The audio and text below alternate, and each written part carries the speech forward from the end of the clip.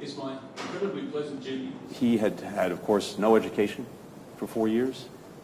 He was 16 years old by the time he got to Australia.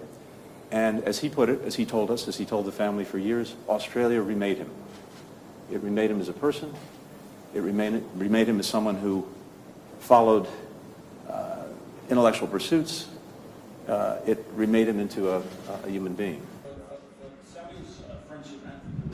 It showed after a demonstration of how humanity is capable of the worst, it's also capable of the best, of literally bringing someone back to life in every aspect of what that means. At a time when so many of those values and interests are being challenged, I think there's more than imperative than ever that our two countries be together, work together, tackle these challenges together.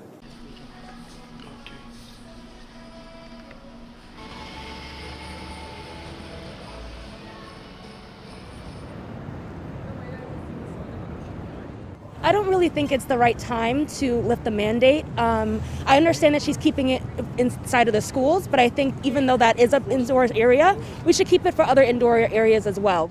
It's not going to affect the way that I approach things. Throughout the pandemic, I have thought that wearing a mask has been easy, useful for me, and useful for the people around me. So I intend to continue to wear a mask. I don't think it needs to go away. There's nothing that needs to make us feel like we shouldn't wear it. We're not out of the woods yet. I feel as if it's okay. I mean, people are vaccinated and there's, immunity somewhat at this point, so. I think as long as we're outside, I think that's fine. You don't have to wear a mask. But I think if you're indoors, you should keep wearing your mask. Actually, I have noticed that there's been more compliance in New York than what I have seen in the Southeast. And I feel that there is a better usage of vaccinations here and testing. So I think she's making a safe decision. Of course, I will wear my mask. I'm a senior citizen. I don't think that's very safe right now. Yeah, with Corona still being on the rise and still being as deadly as it is, I don't think that's safe to do. A Russian figure skater who won gold has tested positive for a banned drug, according to the country's media.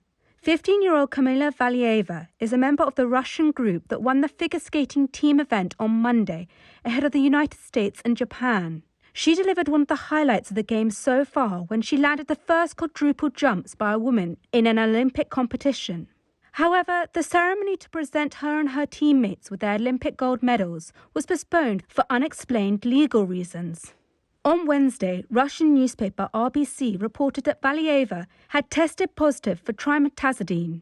The drug is typically used to treat chest pains and works by increasing blood flow to the heart and limiting rapid swings in blood pressure. It has been on the World Anti-Doping Agency's list of prohibited substances since 2014. Figure skating is a prestige sport for Russia, in which it has an outstanding record at Olympic and World Championships. Any move to penalise Valieva or strip the team of their medals would likely cause a national outcry. The International Olympic Committee said a need for, quote, legal consultation have forced the postponement of the medal ceremony. Valieva showed up for her scheduled practice at the Beijing Olympics on Thursday. Excuse me. Sarah Palin on Wednesday testified in her defamation case against the New York Times after a former editor denied trying to blame her for a 2011 mass shooting in an editorial he oversaw 6 years later. The former Alaska governor and 2008 Republican U.S. vice presidential candidate, who portrayed herself as a dedicated public servant in her testimony, appeared only briefly on the witness stand in Manhattan federal court and is expected to return on Thursday. I think the meat of the testimony, of course, will be tomorrow. James Bennett, a former Times editorial page editor, earlier testified that changes he made to a draft of the editorial, which the Times later corrected, were not meant to hold Palin or her political action committee responsible for the shooting, in which 6 people died and several were wounded, including then Democratic Congresswoman Gabby Giffords. The editorial referred to Palin's Political Action Committee having earlier circulated a map that put Giffords and 19 other Democrats under crosshairs. Bennett added incorrect language that said the link to political incitement was clear between the map and the Giffords shooting. The editorial was corrected the next day. In Wednesday's testimony, Bennett maintained that he added the language while under deadline pressure, thinking that the growth of highly charged political rhetoric could prompt such incidents. But he denied adding the language in order to suggest the gunman used the crosshairs map.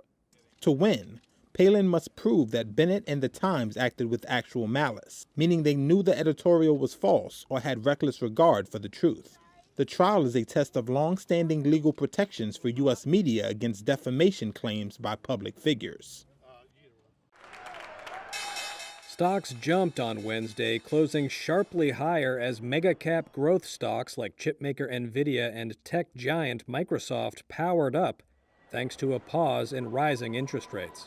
The Dow finished up close to 1%, while the S&P 500 rose 1.5%, and the tech-heavy Nasdaq closed up 2% higher, potentially easing some pressure on technology shares. Payne Capital Management's president, Ryan Payne, said it's upbeat earnings that are encouraging investors to buy. Things got a little bit oversold, right? We had a big sell-off in the beginning of the year with the readjustment with the Fed and interest rates. We know they're going higher. But let's face it, this past quarter, earnings look good. You have 76% of companies beating on the top and bottom line. And at the end of the day, the stock market's a slave to earnings, and earnings look pretty good. And if you start looking at guidance as well, going into next quarter, you're seeing the same thing. So it looks like earnings are strong. The economy should be strong again this year.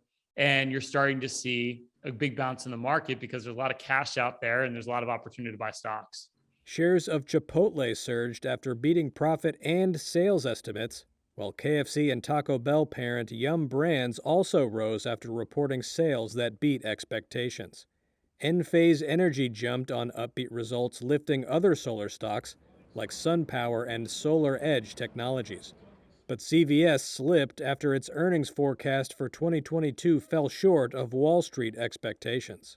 And after 4 straight days of deep declines, shares of Meta Platforms rose 5%, bouncing back slightly after losing almost a third of the stock's value.